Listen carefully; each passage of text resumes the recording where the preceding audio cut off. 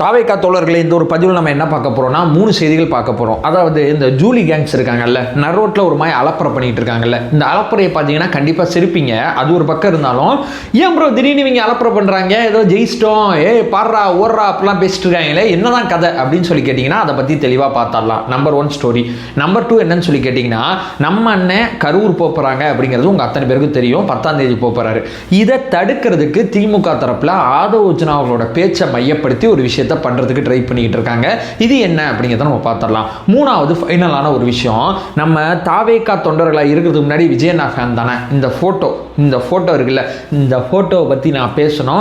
இன்றைய தினம் இந்த போட்டோ வரும்போது அங்க முதலமைச்சர் விஜய் அவர்கள் அங்க பக்கத்துல நிற்கும் போது விஜயண்ணா ரசிகரா இருந்து தாவேக்கா தொண்டராமான அத்தனை பேருமே இந்த புகைப்படத்தை இன்னைக்கு கொண்டாடிக்கிட்டு இருக்காங்க. நம்ம தலைவர் நம்மளை பெருமைப்பட வச்சிட்டாருப்பா அப்படிங்கிற மாதிரி நமக்கு தோணுது இல்லை. அதை இந்த வீடியோவில் ஷேர் பண்ணிக்கலாம். 3 மிக முக்கியமான செய்திகள் ஒன்று தெளிவாளமா பார்க்கலாம். உற்சாக வணக்கங்கள். வாங்க பதிக்குள்ள போலாம். இப்போ முதல் விஷயம் தோழர்களே, ஆக்சுவலாக அந்த ஜூலி கேங்ஸ் வந்து எதுக்கு இந்த அலப்பறை போட்டுக்கிட்டு இருக்காங்கன்னா, நம்ம ஜென்சியோட ஒரு சமூக செயல்பாட்டாளர்னு சொல்லிக்கிறாங்க. அவங்க சரண் ஜெயராமன் அப்படிங்கிற ஒருத்தருங்க, அவரை நம்ம அரெஸ்ட் பண்ணியிருக்கோம். நம்ம காவல்துறை வந்து அரெஸ்ட் பண்ணியிருக்காங்க. அரெஸ்ட் பண்ணி நீதிமன்றத்தில் வந்து ஆஜர்படுத்தும் போது, இல்லைங்க இதுக்கெல்லாம் நீங்கள் எதுக்கு அரெஸ்ட் பண்ணுறீங்கன்னு சொல்லி அவரை வந்து சொந்த ஜாமீனில் வெளியே விட்டாங்க. நீதிமன்ற காவல்னா சிறையில் அடைக்கிறது. நீதிமன்ற காவலுக்கு நம்ம மூவ் ஆன் பண்ணும்போது இல்லைங்க அப்படின்னு சொல்லி நீதிமன்றம் நம்மளோட கைதை ஒத்துக்கலை. அதனால தான் வெளியே வந்து இந்த கேங்ஸ் வந்து இப்படி ஒரு அலப்பறை போட்டுக்கிட்டு இருக்காங்க. பயங்கரமா பண்ணாங்க. எனக்கு அதெல்லாம் வரமாட்டேங்குது. பயங்கரமா பண்ணாங்க. அந்த மாதிரி ஒரு விஷயம்லாம் அவங்க பண்ணும்போது, ஆமா ப்ரோ, அனிதா ராதாகிருஷ்ணன் அவர்கள் விஷயத்துல நேத்து வீடியோவில் நீ சொன்ன, ஆனா நைட்டு நீ 10 மணிக்கு வீடியோ போடுறதா எனக்கு கடுப்பாது அப்படின்னு சொல்லி நிறைய பேர் சொன்னீங்க. இந்த வீடியோ 10 மணிக்கு தான் வரும். இனிமே வீடியோக்கள் வந்து நார்மலான டைமிங்ல வந்துடும். ஏன்னா வெளியே ஒரு ஒர்க்கை பார்த்துட்டு வந்து இங்க பண்றதுனால கொஞ்சம் லேட் ஆகுது. வேற எதுவுமே கிடையாது. இனிமே நார்மலா வந்துடும். சரி, விஷயத்துக்கு அப்படின்னு சொல்லி கேட்டீங்கன்னா, அனிதா ராதாகிருஷ்ணன் அவர்கள் விஷயத்துல இதே தான் நடந்துச்சு. ஆனா அண்ணாச்சி அனிதா ராதாகிருஷ்ணன் இருக்கார்ல, அவர்கிட்ட போய் கேளுங்க. 10,000 ரூபாய் இன்னைக்கு காலைல வந்து கோர்ட்ல வந்து அவர் பிணை தொகை செலுத்தியிருக்காரு. எதுக்கு தெரியுமா? விஜயண்ணாவை பத்தி அவதூறா பேசினதுக்கு ஜாமீன்ல விட்டோம்ல, 10,000 ரூபாய் கோர்ட்டு கட்டுங்கன்னு சொல்லி 10,000 ரூபாய் பணம் கட்டியிருக்காரு.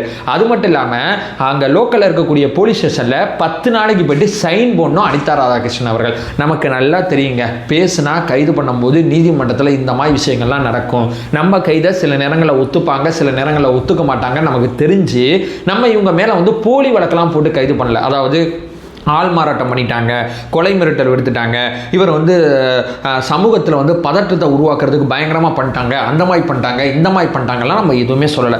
பேசுகிறாங்க, தப்பாக பேசுகிறாங்க, அரெஸ்ட் பண்ணி கோர்ட்டுக்கு முன்னாடி நிப்பாட்டுறோம். கோர்ட் பார்த்துட்டு இல்லைங்க இது கைது வேணாங்க, இவர் அனுப்பிச்சி விட்ருங்க. ஒருத்தரை சொந்த ஜாமீனில் எந்த விதமான நிபந்தனை இல்லாமல் அனுப்பிச்சி விட்டாங்க. அதுக்கு தான் அந்த ஜூலி கேங்ஸ் ஆட்டம் போட்டுக்கிட்டு இருக்காங்க.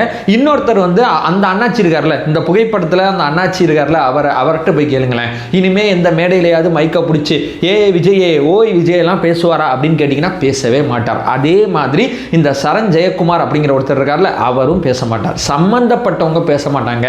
சுற்றி இருக்கிறவங்க வேணா ஊருக்கு தெரியுமா, பேர் தெரியுமா, எங்கள் அண்ணன் யார் தெரியுமான்னு ஃபயர் விடலாம். ஆனால் சம்பந்தப்பட்டவங்களுக்கு இந்த கைது நடவடிக்கை பெரிய மெசேஜை கொண்டு போய் சேர்த்துருக்கோம். அது மட்டும் இல்லைங்க, பேசுனா அவதூறாக பேசுனா இந்த ஆட்சியில் கைது பண்ணுவாங்க அப்படிங்கிற ஒரு விஷயத்தை, அந்த பொலிட்டிக்கல் மூமெண்ட்டை இங்கே நம்ம கிரியேட் பண்ணுறோம். ஆமாங்க, இந்த அரசாங்கம் கைது பண்ணோம், நீதிமன்றம் அலோவ் பண்ணுது, அலோவ் பண்ணலாம். ஆனால் இவங்க கைது பண்ணுவாங்க, எங்க இருந்தாலும் பிடிப்பாங்க. ஏன்னா எம்எல்ஏ ஒருத்தர் செந்தில் பாலாஜி அப்படிங்கிற எம்எல்ஏவே 5 நாளா தலைமறைவா இருக்கும் போது ஓட தேடிக்கிட்டு இருக்காங்க. எங்க இருந்தாலும் லுக் அவுட் நோட்டீஸ் வெளியிட்டு தேடிக்கிட்டு இருக்காங்க. இந்த அரசாங்கம் சாதாரண அரசாங்கம் கிடையாது, சாட்டையை சுழட்டுவாங்க அப்படிங்கிற ஒரு விஷயத்தை இங்க ரெஜிஸ்டர் பண்றதுக்கு தான் இந்த கைது நடவடிக்கை நடக்குது. இப்ப செந்தில் பாலாஜி இருக்கார்ல, அவர்களாம் நீதிமன்றத்தில் போய் அவர் கைது செய்யப்பட்டு நீதிமன்றத்துக்கு போனான்னா நீதிமன்றம் அப்படியே தூக்கி நீதிமன்ற காவலில் வச்சிருவாங்க. அதுக்கெல்லாம் நீதிமன்றம் தயவுதாட்சம் பார்க்க மாட்டாங்க.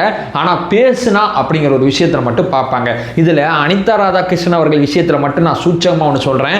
இந்த சரண் ஜெயக்குமார் கூட விடுங்களேன், மாரிதாஸ் கூட இதான் நடந்துச்சு.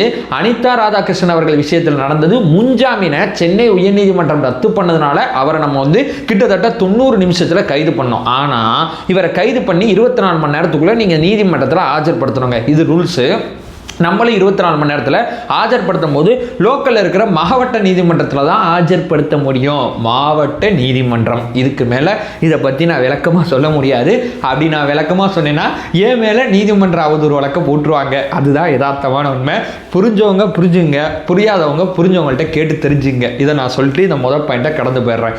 இப்போ 2வது பிரதானமான ஒரு விஷயம் என்ன ப்ரோ, அது கரூர் விஷயத்தில் என்ன மேட்டர்னா, ஆதவ் அர்ஜுனா அவர்கள் ஒரு மேடையில் பேசும்போது இந்த மாதிரி வந்து திமுக காவல்துறை பயன்படுத்தி வந்து இந்த மாதிரி கொலை பண்ணிக்கிச்சு அப்படின்னு ஒரு மேட்டரை பேசிட்டாரு. இந்த பேச்சை இப்போ ஆல்ரெடி நீதிமன்றத்தில் வழக்கு நடந்துகிட்டு இருக்குல்ல, ஆதவர்ஜுன் அவர்கள் இந்த மாதிரி பேசுகிறான்னு சொல்லி உச்சநீதிமன்றத்தில் நடக்கிற வழக்கில் இடையீட்டு மனுன்னு சொல்லி ஒரு வழக்கை வந்து புதுசாக உள்ள நுழைக்கிறாங்க.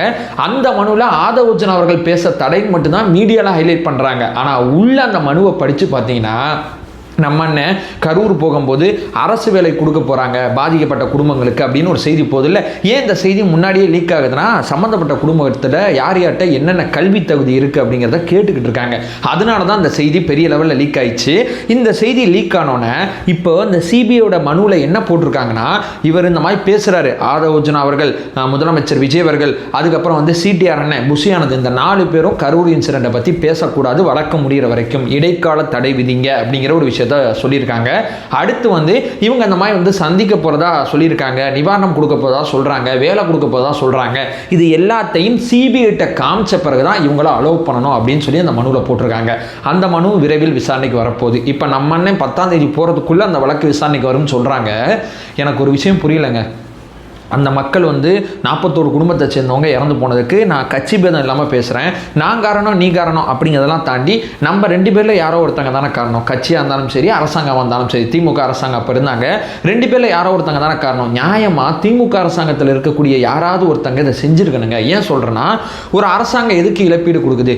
ஐயா எங்களை மன்னிச்சிருங்க, இந்த மாதிரி ஒரு விஷயம் நடந்துருச்சு, இந்தாங்க பணம் வச்சுங்க, எங்களால் வேறு எதுவும் பண்ண முடியாது அப்படின்னு சொல்லி தான் அந்த இழப்பீடை கொடுக்குறாங்க. அந்த 41 உசுறு ஒரு மீட்டிங்கு போகும்போது எல்லா விதமான போலீஸோட அனுமதியோடு தான் அந்த மீட்டிங்கை ஏற்பாடு பண்ணியிருக்காங்க. அங்கே போனால் நம்ம அந்த மீட்டிங்கை பார்த்துட்டு வந்தெல்லாம் நம்பி தானே போனாங்க.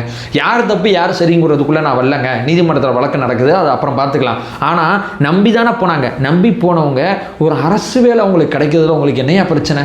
அதை ஏன் உட்காந்து தடுக்கிறீங்க? எனக்கு சத்தியமாக புரியல. ஆதவர்ஜுன் அவர்கள் அப்படி பேசுகிறாருன்னா அரசியல் ரீதியாக நீங்கள் மறுபடியும் ஏற்று பேசுங்க, அவர் ஒன்று பேசட்டும், நீங்கள் ஒன்று பேசுங்க, எந்த விதமான பிரச்சனையும் கிடையாது. நீதிமன்றத்தில் போயிட்டு ஒரு தடையாணை வாங்குறதுக்கு ஏன் இவ்வளோ முயற்சி பண்ணுறீங்க? எனக்கு இது புரியல. அப்போ உங்கள் நோக்கம் என்னவா இருக்குது? வேதனையாக இருக்கியா? வேதனையாக இருக்குது. இதுதான் யதார்த்தமான உண்மை. இதை 2வதாக தள்ளி வச்சுருங்க. 3வது ஃபைனலான ஒரு விஷயம், டைம் டு லீட். ஒவ்வொரு விஜயண்ணா ரசிகனுக்கும் இந்த விஷயம், தலைவா படத்தோட விஷயங்கள் அத்தனையுமே யாருமே மறந்துருக்க மாட்டீங்க. அந்த விஷயம் நடக்கும்போதெல்லாம் ஒரு வார்த்தையை போட்டதுக்கு நம்ம என்னென்ன போட்டு இந்த படுத்துறாங்களே அப்படின்னு தான் நமக்கு தோணும். இன்றைக்கி அந்த வார்த்தையோட அந்த வார்த்தையை போட்ட ஒரு இயக்குனர் பக்கத்தில் நிற்கிறாரு. விஜயண்ணா அந்த பக்கம் டைம் டு லீட் அப்படிங்கிற விஷயத்தை உண்மையாக்கி அவர் அங்கே முதலமைச்சராக நிற்கிறார். முதலமைச்சர் விஜய் அவர்களை இயக்குனர் விஜய் அவர்கள் போய் சந்திச்சிருக்காங்க. எப்படிப்பட்ட மொமெண்டம் இது! சரி, டைம் டு லீட் அப்படிங்கிற ஒரு விஷயம் இன்னைக்கு உண்மையாகும் போது, நம்ம டைம் டு லீட் அப்படிங்கிற அந்த வாசகம் போட்டதுனால நம்மளை போட்டு படுத்தின கட்சி இன்னைக்கு நம்ம பனையூர் வாசலை வந்து நின்றுக்கிட்டு இருக்காங்க. எங்களை சேர்த்துங்க, நாங்கள் வரோங்கன்னு வந்து நின்றுக்கிட்டு இருக்காங்க. என்ன மாதிரி ஒரு மொமெண்டம், ஒரு விஷன் இருக்குல்ல, ஒரு தலைவருக்கு ஒரு விஷன் இருக்கும்போது இப்படி தாங்க இருக்கணும். ஒரு விஷயத்துக்கு ஆசைப்பட்டோம்னா இப்படி தான் ஆசைப்படணும். அன்னைக்கு டைம் டு லீடுன்னு போட்டு ஆசைப்பட்டாரு, இன்னைக்கு அதை செயல்படுத்தி காமிச்சிட்டாரு. நமக்கு குடைச்சல் கொடுத்தவங்க இன்னைக்கு இருக்கிறவங்க தெரியாமல் போயிட்டாங்க. அரசியல் ரீதியாக அவங்கள பலவீனப்படுத்துறாரு. தேர்தலில் மக்கள் செல்வாக்க அவர் வந்து ப்ரூவ் பண்ணதுனால தான் அமைப்பு ரீதியாக இன்னைக்கு அதிமுக பலவீனப்பட்டு போகுது. யார் அந்த கட்சியில் இருக்காங்க, யார் இல்லைன்னே தெரிலங்க. இப்போ எதுக்கு தெரியுமா ஒவ்வொரு மாவட்டத்தில் இருக்கிற ஒவ்வொருத்தரையாக கூப்பிட்டு சந்திச்சுட்டு இருக்காரு. இப்போ செயற்குழுவை கூட்டினார்னா இவருக்கே ஆப்பாய் பெறும், பொதுக்குழுவை கூட்டினா இவருக்கே ஆப்பாய் பெறும்னு இவருக்கு நல்லா தெரியும். யார் யார் எங்கெங்க இருக்கா, யார் நம்ம ஆதரவாளர் எல்லாத்தையும் பார்த்துட்டு அதுக்கப்புறம் அங்கே நம்மளோட ஆதரவாளர்லாம் இல்லைன்னா அவங்களாம் நீக்கிவிட்டு அதுக்கப்புறம் ஆதரவாளரை போட்டுவிட்டு செயற்குழு பொதுக்குழுவை கூட்டணும். இதுதான் எடப்பாடி பழனிசாமியோட பிளான். அதாவது செயற்குழு பொதுக்குழு கூட்டினா தனக்கு ஆபத்து அப்படிங்கிறது அவருக்கு நல்லா தெரிஞ்சதுனால தனக்கு சாதகமானவங்க அத்தனை பேரை அங்கே போட்டு அதுக்கப்புறம் கூட்டுறாப்புல. ஏன்னா தேர்தல் ஆணைய விதிப்படி வருஷத்துக்கு ஒரு தடவை பொதுக்குழு, வருஷத்துக்கு 2 தடவை செயற்குழு கூட்டணும். அதை நம்ம செஞ்சு தான் ஆகணும். அதற்கான வேலைகள் ஒரு பக்கம் போகும்போது இந்த மாதிரி நடந்துக்கிறாப்புல. ஸோ இது என்ன மாதிரி மூமெண்ட்டும் தெரியுமா ஒரு விஜயண்ணாவோட ஃபேனுக்கு?